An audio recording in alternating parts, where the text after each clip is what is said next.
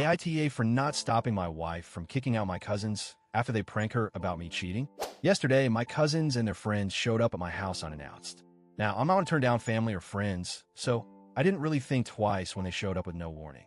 It was my 3 cousins, and then they brought along 7 of their friends. So a big group.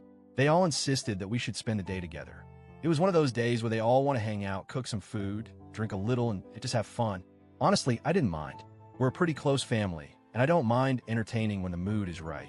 At first, everything was fine. We all chipped in, cooked some food together, played some games, and just relaxed. People were drinking, and the vibe was really chill. My wife, who I'll call Sarah for the sake of this post, was getting a little tipsy herself, but she was having a good time. She wasn't drinking nearly as much as some of the others, but she was definitely in the spirit of things. I, on the other hand, was drinking a bit more than I probably should have. It had been a long week at work, and I just wanted to kick back and enjoy myself. So, everything is going pretty smoothly up until about mid-evening when things take a turn. You know how sometimes certain people just love pranking others? My cousins have always been that way. They think it's hilarious to mess with people, especially when they know it will get a strong reaction. I should have seen it coming, but I was too caught up in the moment. We were all laughing, playing games, and I guess they were plotting their next move.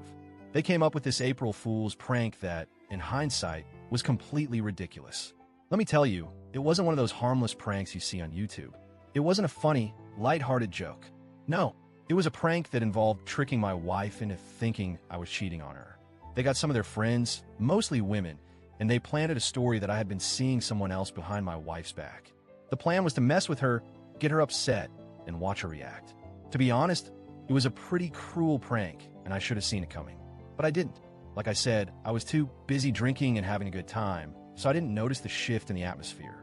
The next thing I know, Sarah comes storming over to where I'm sitting, looking furious. She grabs my arm and asks me in front of everyone, "Are you cheating on me?" I was shocked. I froze. I couldn't even process what she was asking. I've never given her any reason to doubt me. We've been married for 2 years, and I've never even so much as thought about cheating on her. But there she was, asking me this question in front of everyone, and I could tell she was pissed. So of course, I immediately respond with, "What? No, I'm not cheating on you. What are you talking about?" I was completely confused and taken aback. Sarah wasn't buying it though. She wasn't looking for an explanation right then. She just told me to give her my phone. Now, you should know that Sarah is a pretty private person. She's very religious, and she takes our marriage vows seriously. She doesn't believe in cheating, and she's made it clear to me that if I ever betrayed her trust, I would regret it.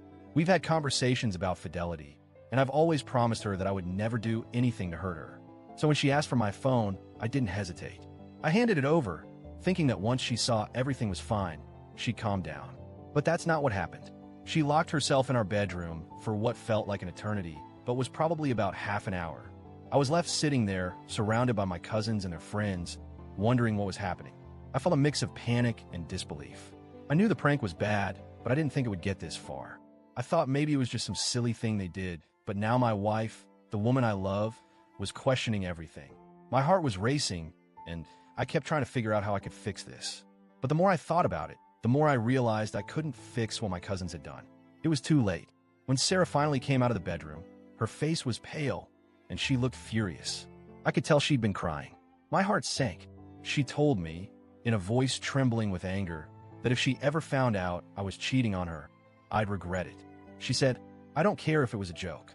If you ever cheat on me, I'll make you regret it, and I'll show no mercy."